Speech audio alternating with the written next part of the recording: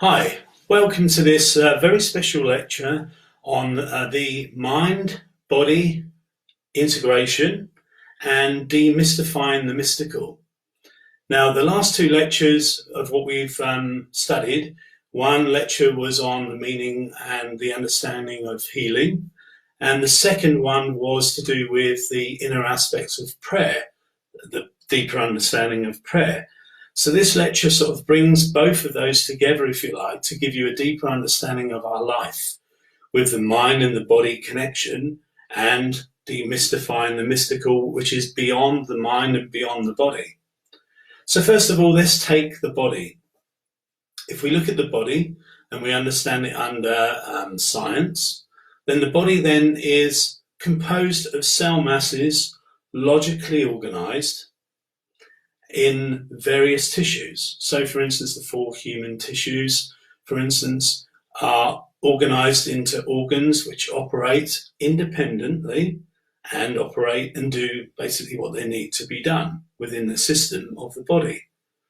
So then if we look a little bit deeper and we ask the question, what is the organizational power then instructs the various tissues to replenish? We have cells, yes? So how do the cells know the correct quantities of new cells, for instance, that have to be developed to replace the dead or the dying cells within us? Can cells then regenerate? So just understanding just this aspect, just asking these questions of ourselves, then it can be then clear to understand then that the biochemistry, the physiology, and the neurology are insufficient then to manage and control the whole organism.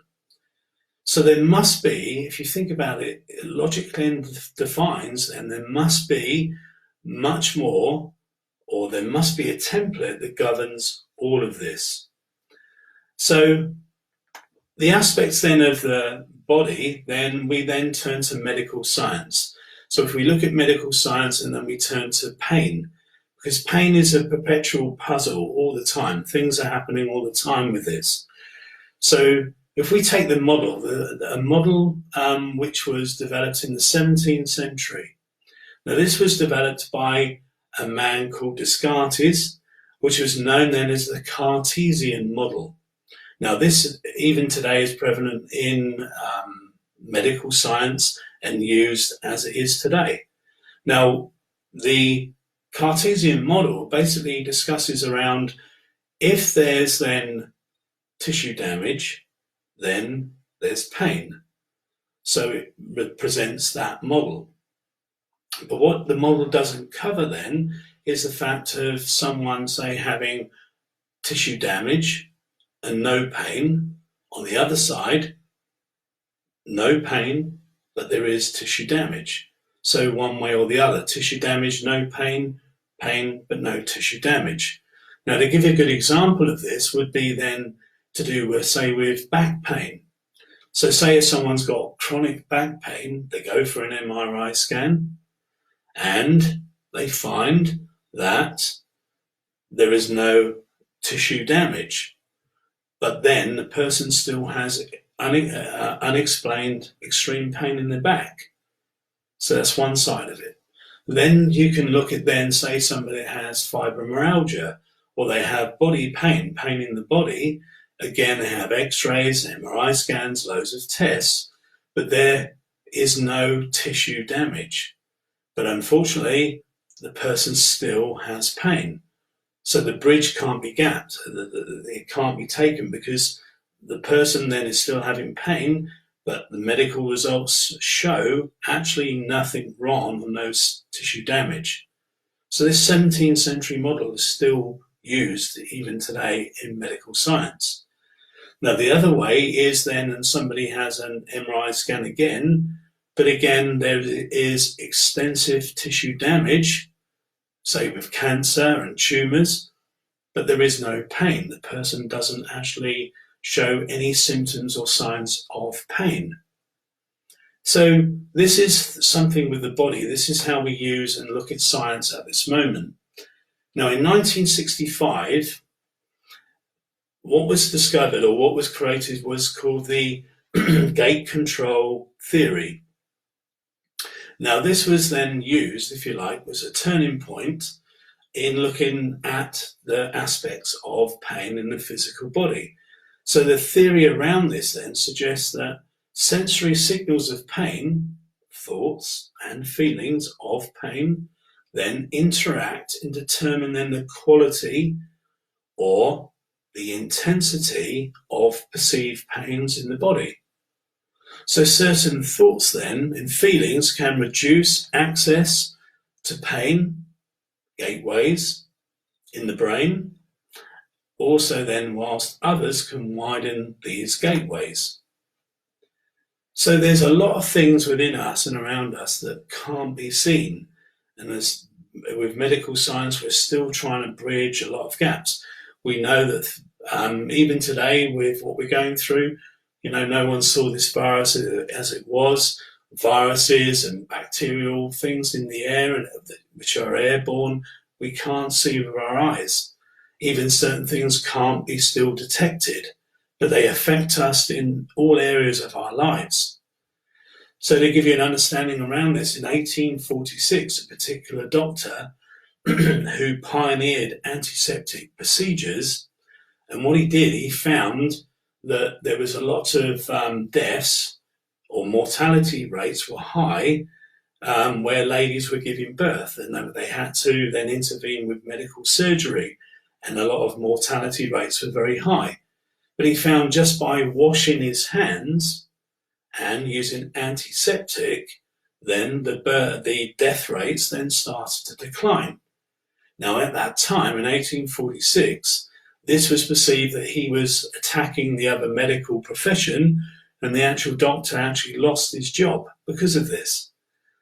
But he pioneered washing his hands. Now, that was 1846. We're still talking to people even today to remember to wash our hands, because things that are unseen happen and they affect us in many ways. Now, the other side of this is, then I was talking about earlier about X-rays and MRI scans. So X-rays were first discovered in 1895, where the unseen suddenly became seen. People could suddenly see in their bodies. And some people were actually using this in their living rooms and walking past and seeing their ribs and so on.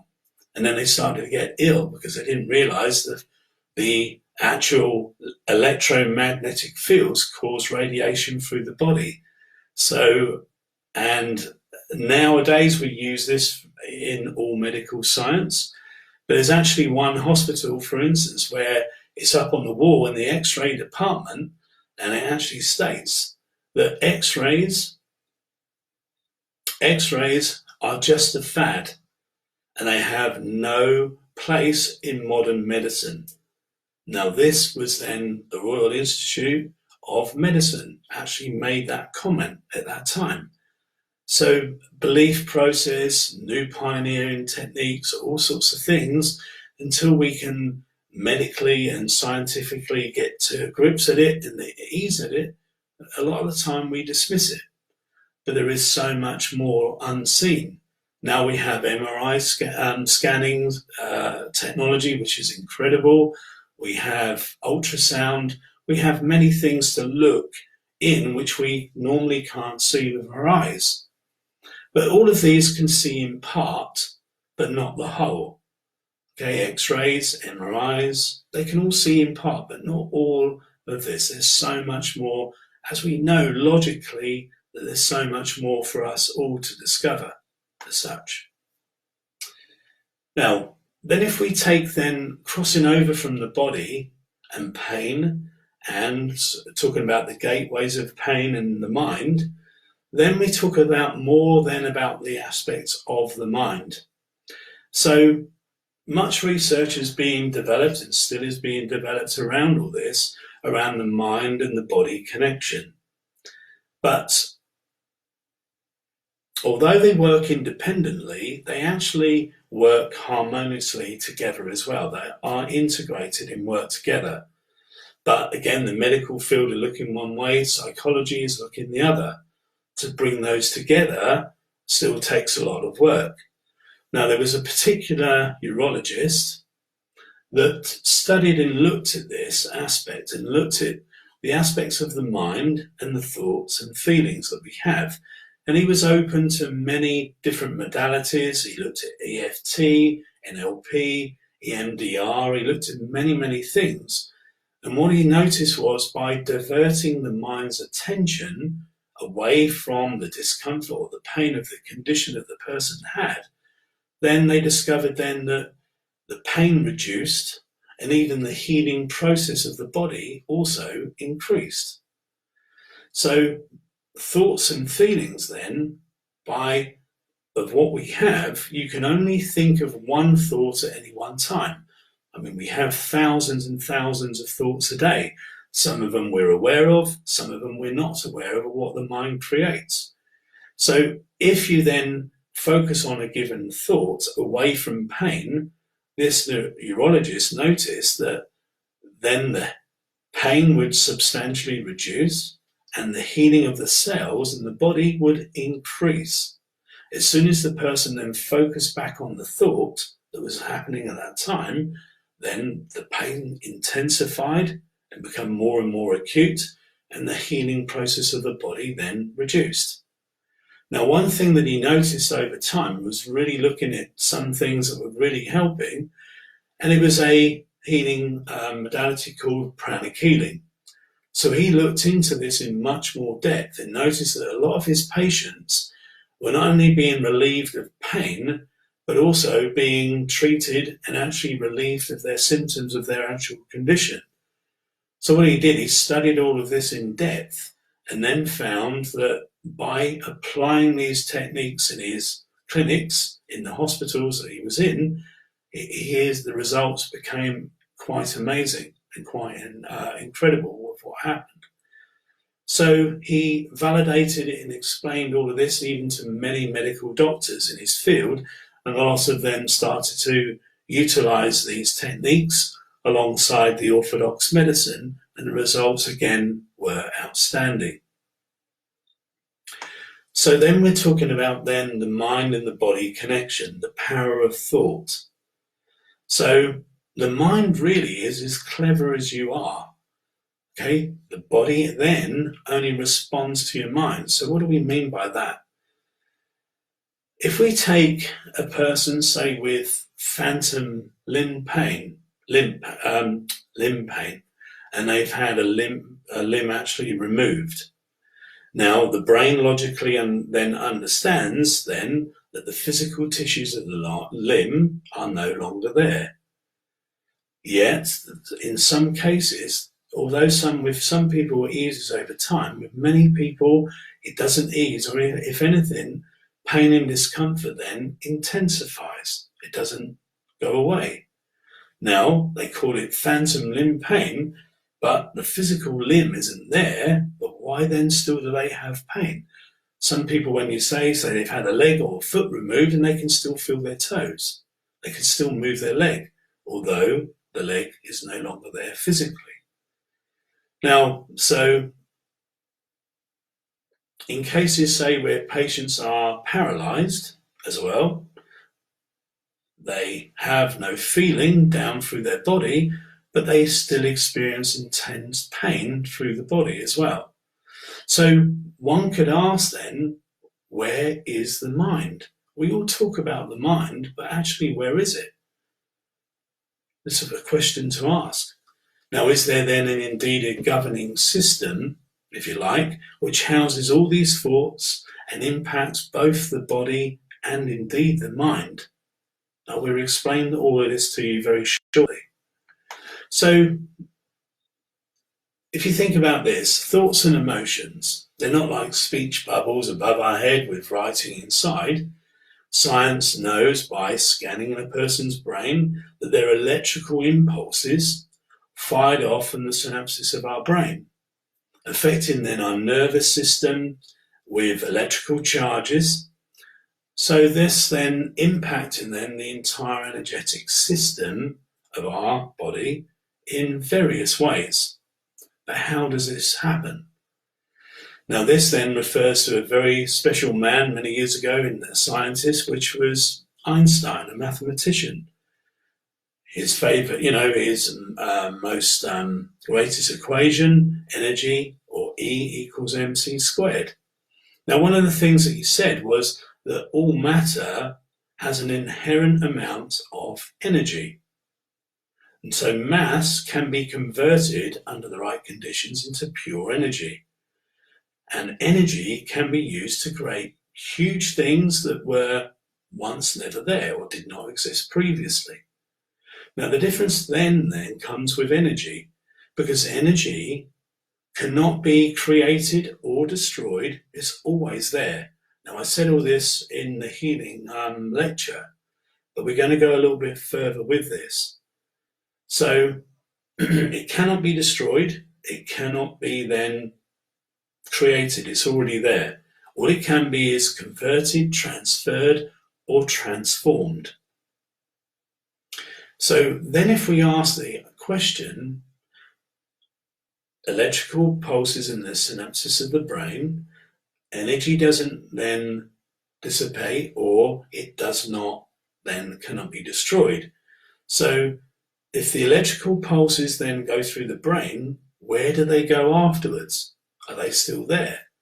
Are your thoughts and emotions just electrical impulses, or are they like electrical or like particles of energy that sat within around you?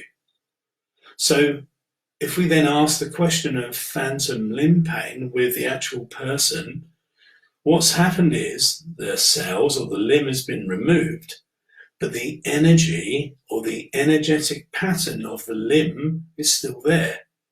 So this is why this still is connected through the energy system of the body, and this is why then the person still experiences their leg. So although the mass is gone, the energy is still there. And this is the thing with all of us, is about the energy system that is within and around us. So the particles of energy and mass that are thoughts and our emotions are actually housed within those cells, within all parts of our body. So indeed then the mind must be more than just our brain.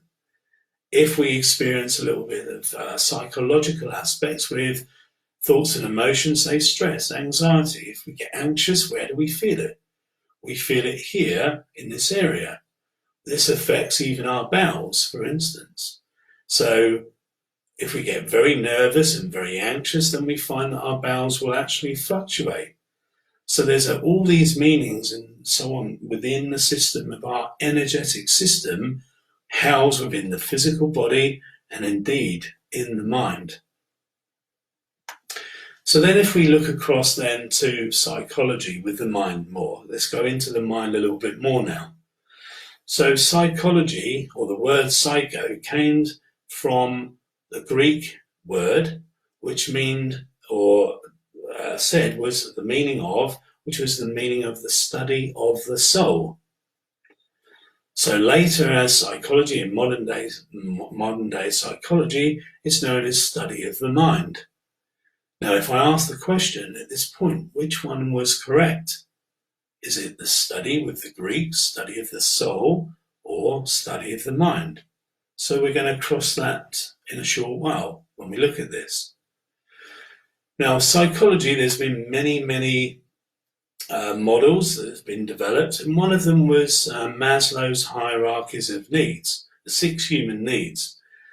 Okay, now, to have a harmonious life, at least 4 of these 6 needs have to be evident in our life. If not, there is imbalance, there's problems, there's issues, and then all sorts of things then become imbalanced. Now later, models then started to include much more extensive needs. So we're just going to cover 7 needs. Maslow was 6. Now if you look in many psychology books, there's multiple and very extensive study on different needs. But we'll just cover these 7, just briefly, just to give you a good understanding. So number 1 is security. So security in life. 2 is privacy or privacy. a wider connection, competence and achievements, control, need to be stretched, and the seventh is observing self. Now with this, it's termed as an innate guiding system or guidance system as such.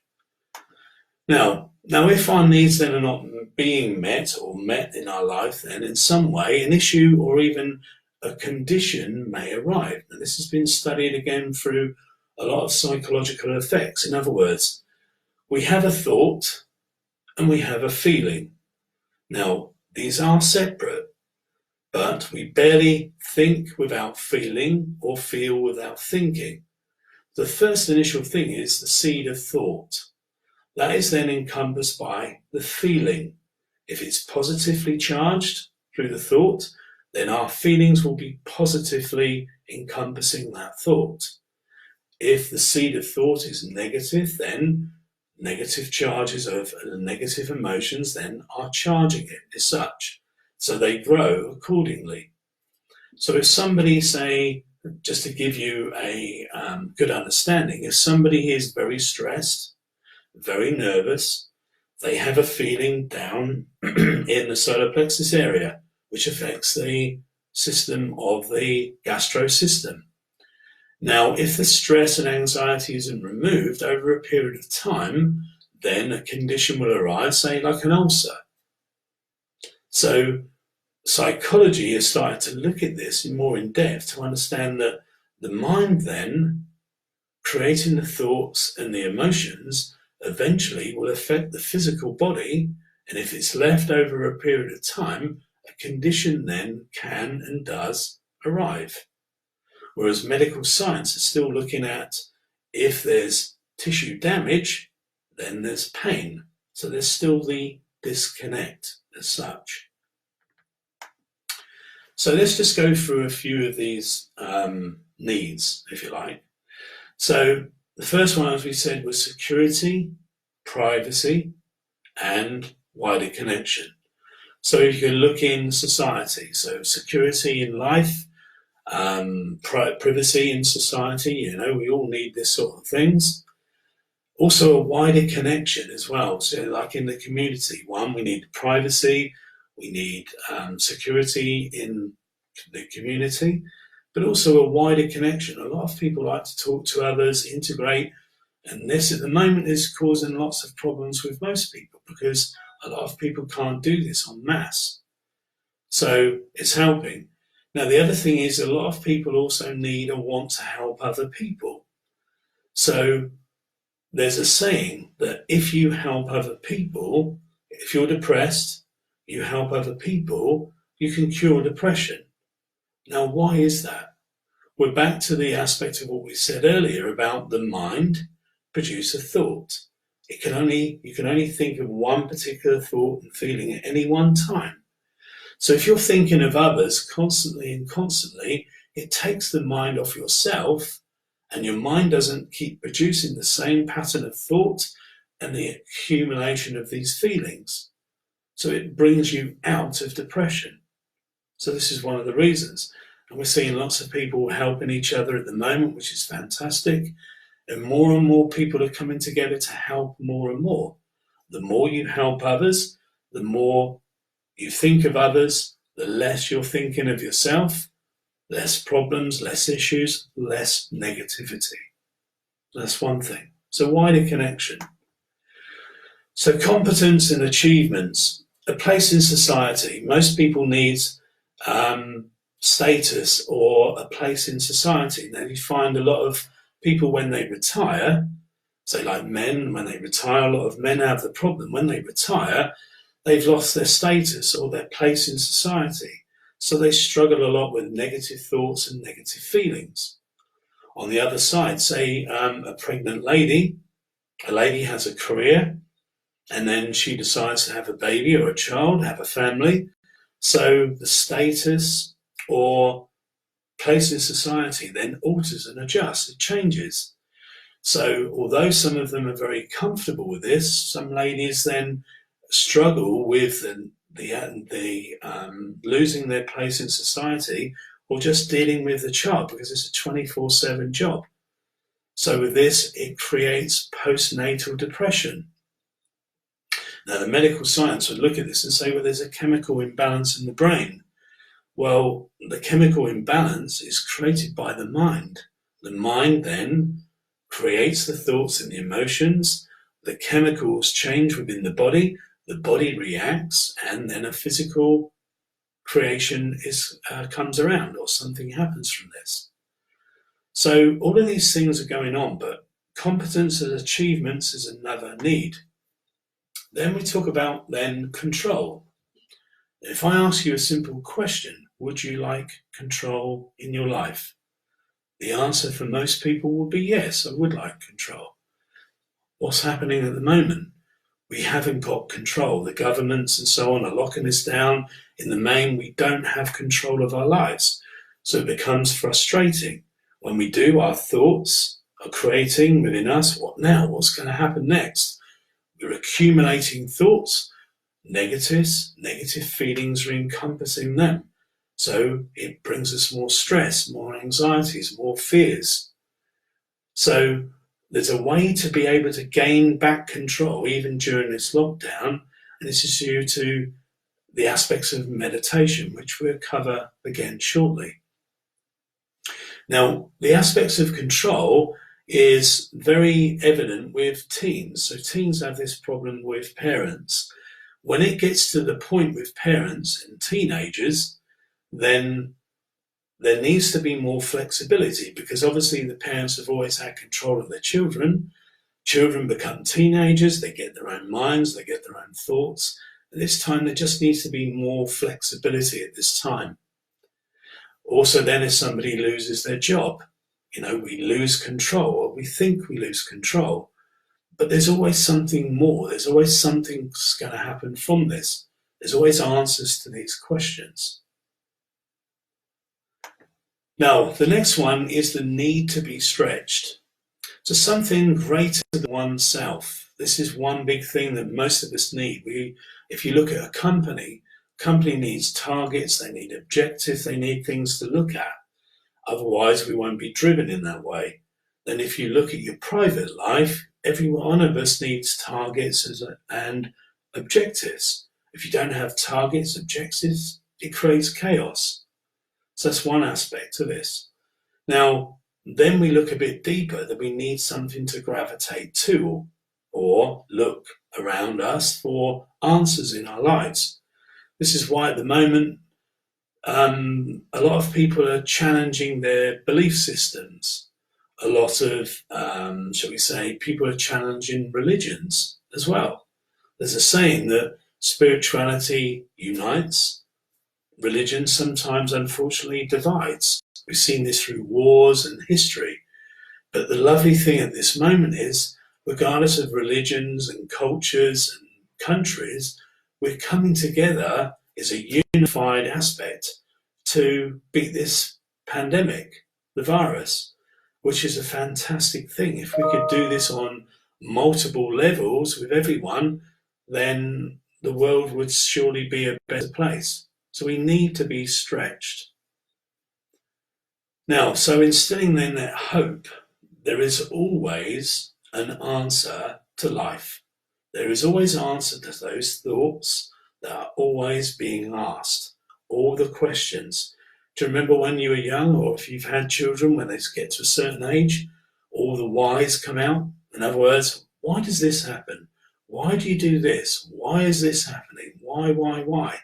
It never stops in our lives. We still ask the question why. There's always a question that also can be answered.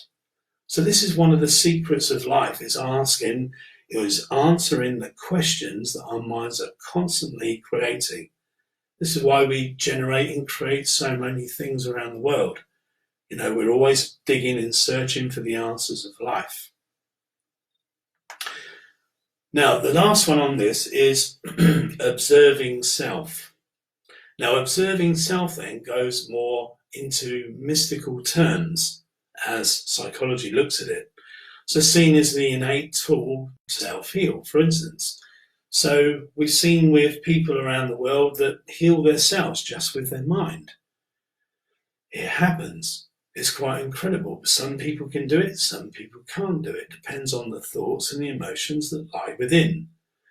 So just asking a question, if you've ever done this, or if you really think in certain areas of your life, how do you know something but you've never studied it? How do you actually know but you've never studied the situation or the subject, but you have knowledge of that? Then how do you get then the intuitional thought of your future before it occurs? How many of you had that before, where you think of something, you get this initial or this intuitional process that you should do this, and then you carry it out and you were correct? Other times you get the intuitional download, if you like, and you ignore it. You think, oh no, I'm not going to do that. And you go and do something else. And at the end of the process, you think, damn, I knew I should have done that. Where does all this come from? Then, if you look at then people, how do they know that they want to be a doctor or a scientist or an engineer or a nurse or whatever they're going to do in their life? Now, psychologists then sometimes say through all these studies that it's programmed into the DNA. But after this, they refer to mystical terms. There is no answer, because they can't explain how we get this from. So our mind is made up of the thoughts and the feelings that we've had through our life and the conditioning then of our life. So our mind doesn't know our future. It only knows our past. It creates thoughts of analysis of our future, so it analyzes what we're going to do. It then creates then feelings of outcomes, but it doesn't actually know what's going to happen. So the unknown, it creates a fear or a feeling of fear or anxiety within us. And then we carry the process out and we think, what were we worried about? So your mind is creating this, but it doesn't know your future. Then if we look into then to the medical field, the placebo effect. So if we take then a person with a condition, or two people with the same condition, one is given the medication or the medicine for that particular condition, and the other one is given a Smartie or a sweet. But both people become healed. Now, because the medical science then can't bridge that gap, they call it then the placebo effect. But really it's mystical because it's unexplained. They can't measure it. They can't see how not taking this medicine, the person's tissue damage becomes well, becomes healed. So if we just look at this then on the aspects of this, then you have to go beyond the mind then to know and experience then these higher truths around this. And also then the controlling factors. Now this is why when we go back then to psychology, were the Greeks correct with the study of the soul, or were modern day psychologists right with study of the mind? So then it has to go a little bit further than the mind, because the mind only creates thoughts and emotions of what you've already produced. It doesn't know your future. So to give you a really good understanding around this, the soul aspect. So at this point, you really need to keep an open mind to this, okay? So we give you a little bit more in depth or understanding to it. So religion or religions, they talk about the soul. However, they talk about the soul or the terminology of the soul or the spirit. In theosophy, they talk about the monad. But each one refers to the soul aspect. So in Hinduism, if we go a little bit deeper, Hinduism then believes in incarnation. So what does incarnation mean? Let's go through that in a moment. Now, in the Christian faith, although it talks about it in the Old Testament, in the Bible, incarnation was negated in the 3rd century by a particular pope. Again, it was reinforced in the 5th century that there was no such thing as incarnation. Now, the reason for that is, again, because we're based on the physical, what we could see. And going back in the 3rd and 5th century and thousands of years ago, again, as I said to you earlier about X-rays, only in the 1890s, X-rays were discovered where we could start to see inside the body. We could see something beyond what our eyes could see. There was much, much more. So there is much, much more, the soul or the incarnation. So although it talks about it in the Bible, it also refers to it in what's called Unipad stanza, which is older than the Bible. It refers to the soul all the time. So then if we take what's called incarnation, the word in Italian, incarnate, means to make flesh, to make whole, to make flesh. So to simplify the effects of this is if I use this glass, if we represent the glass as your body, as our body, our physical body. Now, if I use the water pitcher, this pitcher, and this refers to the soul or the higher soul or the higher self, it's termed in theosophy. Now, what happens is, if the higher soul then wants to incarnate, it extends a very small portion of itself into a vehicle constructed of cells, physical body, and indeed the creation of the mind. So the governing factor then is the soul. So what's the purpose? What is the meaning behind this? One of the things is that hopefully even from this evening, some knowledge is gained in your life. So the cup is slightly filled up. So as we grow, we go to school, we learn knowledge. We grow up, we go to college, university, we get more knowledge. We get married, we have a family around us, that's a lot of knowledge.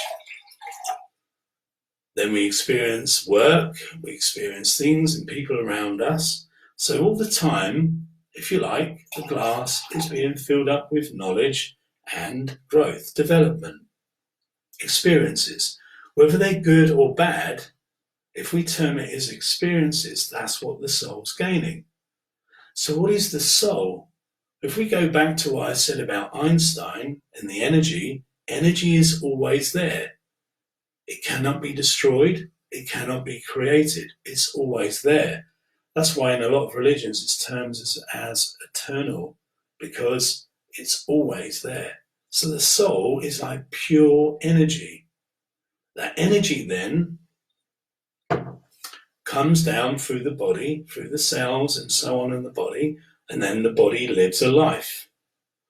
This then, the vehicle, our bodies then, are integrated to the higher soul. As I said to you, what's the purpose? The soul needs to grow and develop. So if you think about our lives, there's a beginning and there's an end. It happens with all of us, regardless, especially when we're teens, we think we're invincible and going to live forever. But, there is a time scale. So the higher soul, if you like, is made this investment and to gain knowledge, experience, and so on. Now, when the time is finished and it's time to go back, all of this data, all the knowledge and all the experience gets uploaded and the higher soul develops. So, thinking about it, so there's many times which we incarnate, gain knowledge, and this process in life continues and continues. Now, if I take this as an example, just to give you a quick example of this, just a bit more knowledge, is that your higher soul, if you think about this, like a business person has made an investment. It wants the investment to work. So it gives you intuition. It feeds you information. In other words, tells you, don't do this, don't do that, go and do this. But we have free will. We have a mind. So the mind creates thoughts and emotions which distort the truth. So the higher soul, if you take it like this, it's like the mainframe computer. The incarnated soul, which is housed in the physical, is like the computer terminal. So there's access up there, but the access gets lost. So even an atheist, the person that doesn't believe in all of this and doesn't believe in the process of anything else, like I was at one point, then regardless, you're still learning and developing life. The higher soul is then downloaded as an investment. So the investment then goes beyond to the degree, then you sort of think of then, if there's then a process that wants you to do certain things, you must then have a destiny. Everyone has a destiny because the soul wants to achieve all of these great things in life. The only thing is then free will. We can listen or not listen. It's entirely up to us. So when most people are in very deep trouble and they go really offline, what's the first thing they do? They pray. Who's the first thing that will come along is your higher self and pull you, if you like, back online so that life continues on the plane and the path of which the soul first set out for you. Now, the only thing is, the connection through the incarnated soul and the higher soul over time with all our thoughts and our emotions and everything that we accumulate becomes not disconnected, if you like, but very, very thin. Now, when that happens, I can't go into too much detail with this, but just to give you this understanding, there is a way to increase the power of and the connection to the mainframe computer, if you like, to the incarnated soul to make things solid again. So the information download and your soul gives you the information and you can have a good life. Now, one of these aspects is prayer. 2 is meditation. So meditation has been around us for thousands and thousands of years. One of the aspects of this is just to do with relaxation. Also then stilling the mind or making you think of one given thought. But all of this is only a gateway to higher truths of connection or achieving what's called oneness with your higher soul. Now, all of this is linked with the teachings of Master Chogyal Tsui. And all of these are quite extensive teachings, but they give the answers to your life. They give you answers to all of these questions. So one is achieving oneness. It's spiritual technology that enables you, not only meditation, but the meditation on twin hearts is one of those gateways, one of the ways to achieve connection or higher connection with your soul. Once that happens, you have less emotions, less thoughts, less negativity. The mind then is controlled by the soul. The body then is controlled by the mind. So the body behaves itself, the mind behaves itself. So this mystical aspect, hopefully, is starting to become demystified for you. Keep an open mind. So it's always been there. We've talked about it for thousands of years. We talk about it in all cultures and religions. It's all there for us to be had. So the teachings of Master Chogyal Tsui, join us later in the year. We teach achieving oneness with the higher soul. We teach about all the religions, for instance, the inner teachings of religions. Then there's Pranic Healing, so the healing the physical body, the healing then of the mind, pranic psychotherapy, where like the doctors and many, many people around the world are taking this on because they've noticed that with pranic healing, you're extracting the thoughts and emotions from your system. It's like taking books out of your library so your mind doesn't keep on creating the negative thoughts and creating the negative feelings. Then ultimately, one of the teachings within this school of teaching is what's called Ahatic Yoga, which is development of the soul. Now, within this practice, it's not like normal yoga, if you like. It's about union with the soul, which is spiritual technology, and evolution through the soul, which normally takes many incarnations. But Ahatic Yoga is developing the soul. It fills up the data quicker within the vehicle or the vessel. So if you think of someone, then all of this is full.